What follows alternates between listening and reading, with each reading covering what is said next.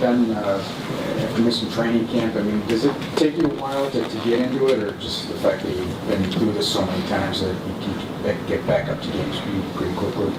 I felt pretty good in the games. I mean, obviously missing, a lot of training camp doesn't help as far as getting your legs under you and getting in game shape. But I feel like it's coming along pretty well. I feel like I try and take good care of myself in the summer and be prepared. So I haven't found it to be too much of an adjustment. How much will having this game tomorrow, where you can, it looks like, have pretty much the regular NHL lineup, help just for fine-tuning as a team? Yeah, absolutely. I mean, get your pairs together, get your lines together, get everyone out there with who they're going to be playing with. It's kind of like a little dress rehearsal for us, so it's definitely good to get out there with your regular partners.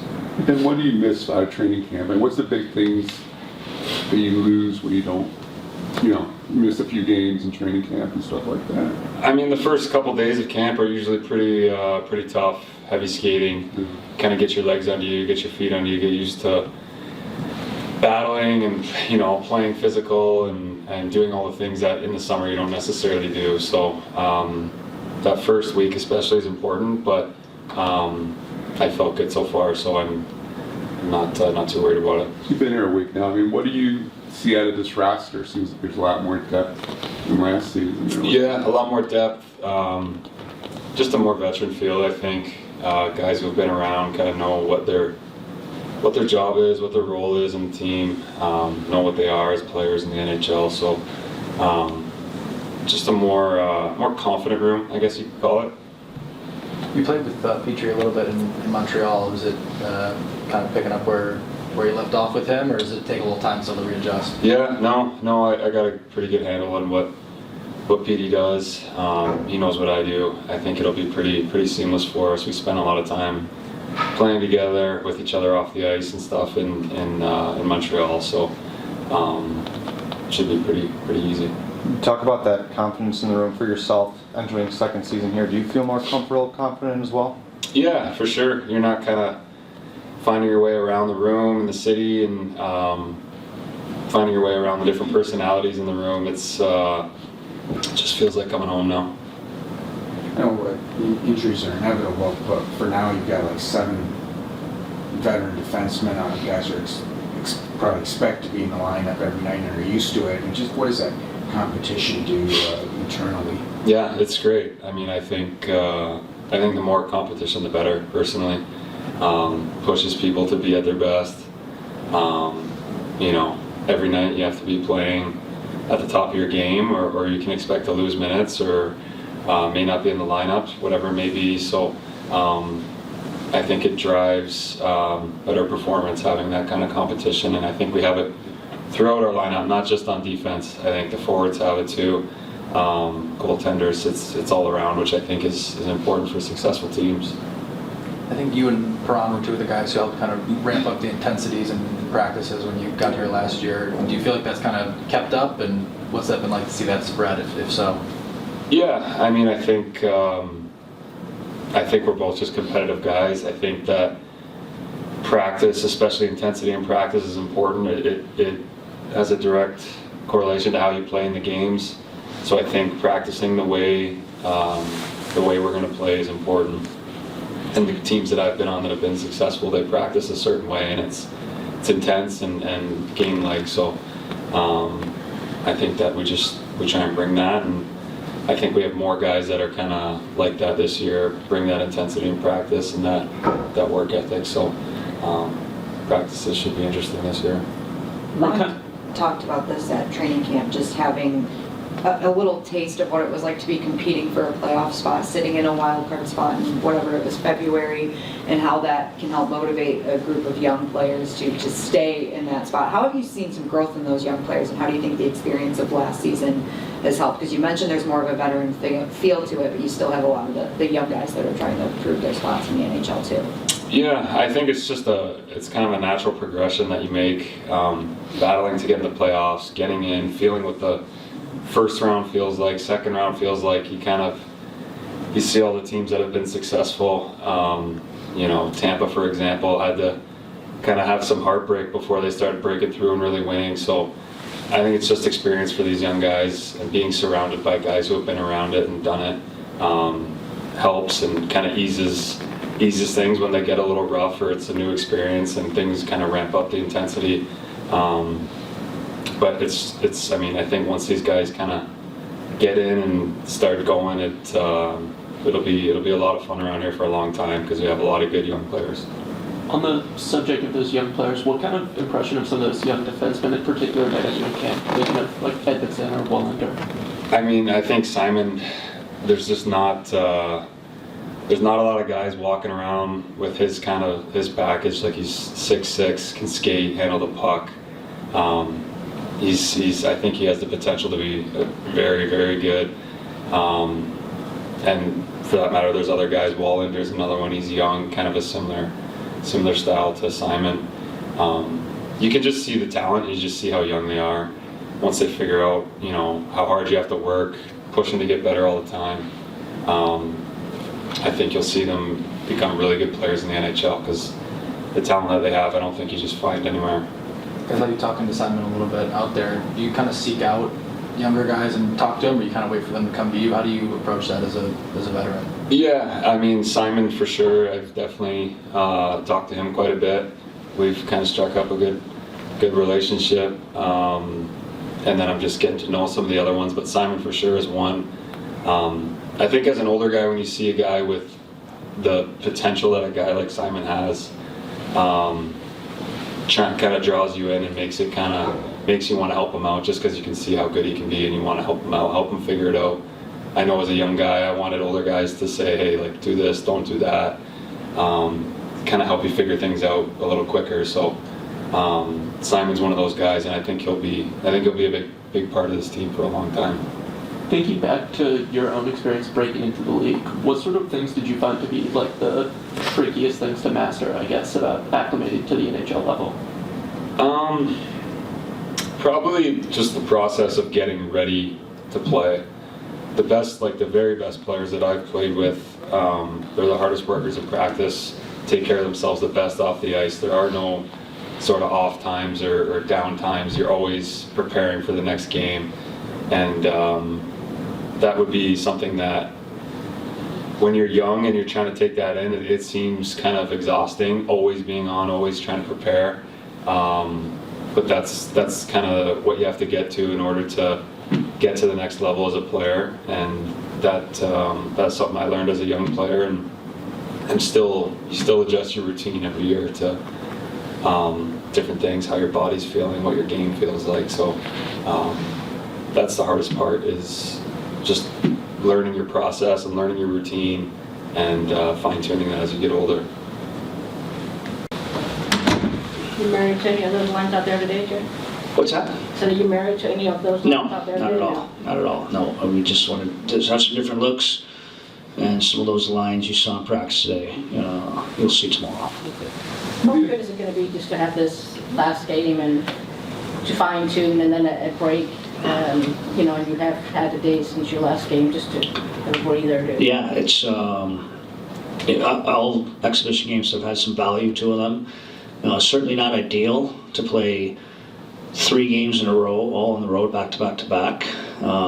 It's a little bit of a grind for everyone, but at the same time, it actually set up Saturday pretty well. Get practice day Friday, play Saturday, and then we have probably a day off there on Sunday and 3 days to get prepared for New Jersey. Which defenseman sits tomorrow? Tomorrow, haven't decided that yet. Those 15 and 8 you saw today will all be around and available for tomorrow.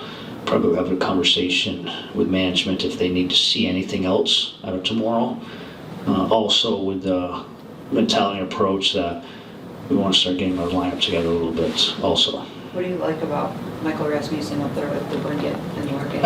Anyone Ross has played with, and you guys saw this last year, he drives them a little bit and then he gets them touches. He gets pucks off a forecheck. He gets pucks in transition for guys. It's just anyone he's with, he helps them a lot. And I just think that was the mentality of giving him a look with Larkin to Brinkat, that we're hoping he can get them touches.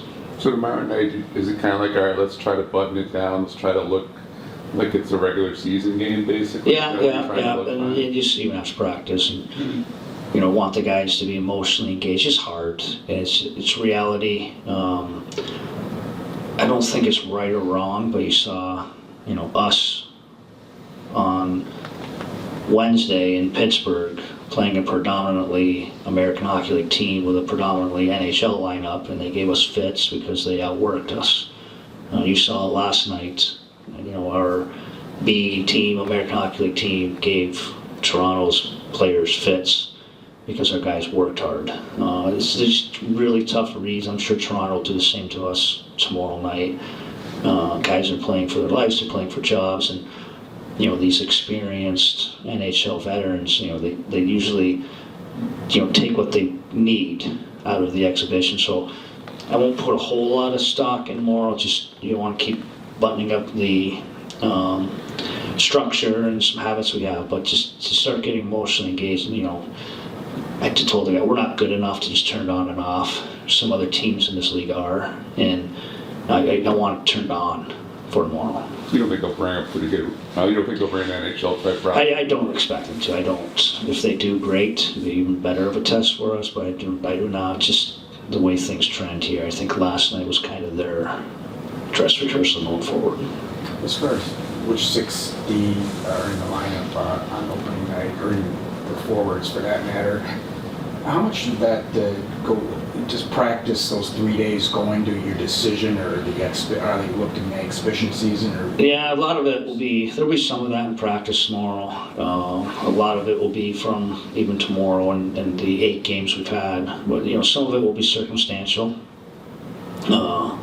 special team wise. I will say this with the 7D, we were comfortable going into camp, feeling we had 7 NHLD, a luxury we haven't had for a very long time, and nobody separated themselves in a negative way. All 7D had a very good camp and showed to their strengths, so I'm not hoping, the reality of sometimes is maybe camp would separate.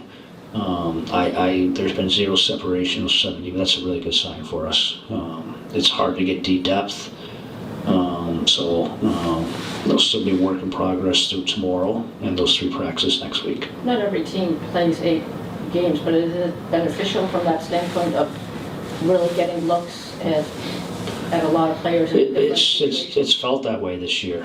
To get more looks at guys, to get more games for some of our young guys. I'm sure if you talk to any one of our guys, 8 feels long. Even our, people don't think about the support staff. You guys asked me the other day how I was holding up. Coaches, it's easy, but the support staff just, playing 3 games in 72 hours in 3 different cities and having 2 practices during the day, traveling, rinse and repeat, getting at 2, 3 in the morning. Our poor equipment guys, but they're phenomenal. We appreciate them, but it's beneficial. It just feels really beneficial this year, getting all those extra games. You mentioned the group of 7 defensemen. Does that mean you've decided it'll be 7 and won't be 8? Yeah, probably 7. We'll see. Right now we're going 15 to 8 that we saw in practice today. We'll get through tomorrow with 15 and 8. But roster-wise, I don't see us going to 8D to start when we have our initial game. Maybe. It's always everything's on the table. 3 goalies are on the table, 13 forwards, 8. Everything's on the table, but I do not foresee us stretching to 8 come Thursday next week. You did say you're not opposed to going 11 and 7 on No, there'll be Thursday games. night, so- We'll this other luxury, we'll go 11 and 7. I like 11 and 7 on the road. It's tough to match up at times, gives your top guys a few more minutes. So that's not off the table either. Talking to Bergie last night, he spoke about how this summer he's focusing on becoming more of a shooter. As a coaching staff, when you're helping young players in that process, is it hard to alter instincts for some of these young guys, or how do you go about that? No, I wouldn't say hard alter instincts. I think you keep those instincts, but you ask the players to be assertive. And I think that's him shooting the puck. Obviously, the finish he had on the power play last night, that was an assertive downhill play. And he had a similar look in the third there, or maybe the second, where he almost had the same type of finish. Good job at Samsonov to basically face the same shot and make the save on it. So I think it has more to do with just being assertive. Where have you seen signs of progress from Amadeus Lombardi throughout camp, and what are, I guess, next steps for him? I think he's consciously learning how to manage his game a little bit better without taking away his skill. And even to his credit, we had a little talk the other day, and he's had a ton of turnovers. And it's a natural progression. He got away with those in junior. He could do basically what he wanted with the puck. And here, you do that, it's off your stick, it's going the other way. So he hit a couple of those last night. I know he got a shift late in the third last night, and he had a toe drag at our offensive blue line, and it led to a penalty. Those are learning lessons. So I think there's growth in that, just managing his game without taking away from his skill set. Thank you. Thanks, guys.